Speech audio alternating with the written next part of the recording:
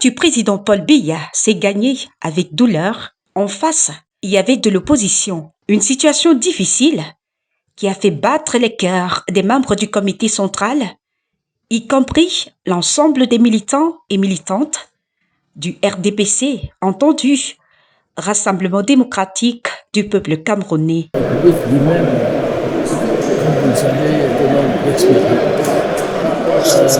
Sa norme pratique de la gestion des affaires de l'État lui permet de comprendre mieux que nous tous le message des candidats. Je pense qu'il tirera toutes les conséquences de ceci.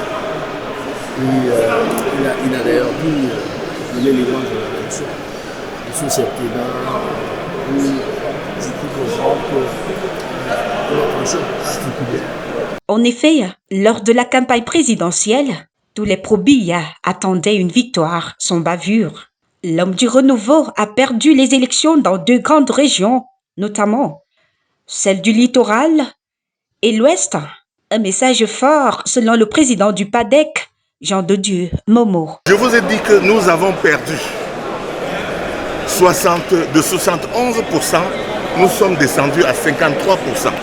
Cela veut dire qu'une partie de notre électorat n'a pas été fidèle, a été convaincue par l'opposition. Ce n'est pas notre faute. Mais nous nous sommes battus. Mais c'est aussi à l'avantage de l'opposition qui a cru que le temps du changement était arrivé. Et cette opposition s'est unie autour de la candidature de M. Issa Chiroma pour obtenir le résultat que vous avez vu. Imaginez que si cette opposition s'était unie autour du candidat Chiroma un mois auparavant, nous aurions eu de la difficulté. Ils n'ont eu que 6 jours pour s'unir et faire et obtenir les résultats qu'ils ont obtenus. Donc l'union de l'opposition autour d'une candidature unique peut poser des problèmes à la majorité présidentielle et nous devons tenir compte de ça. Pour le ministre camerounais de la Communication, grand militant et membre du comité central, René Emmanuel Sadi, la bataille était rude.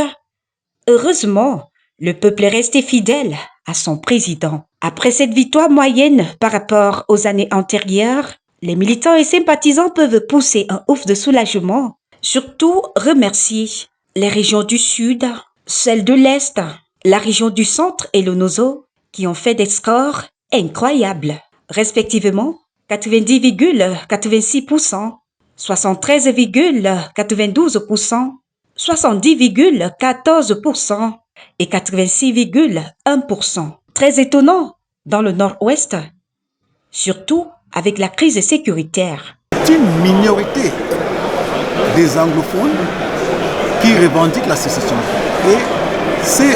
Et les urnes ont montré que les populations du Nord et du Sud rejettent les sécessionnistes. Ça montre qu'ils veulent le programme plutôt du président Biya pour un Cameroun indivisible, un Cameroun en paix et un Cameroun uni. Et que c'est très important pour les anglophones.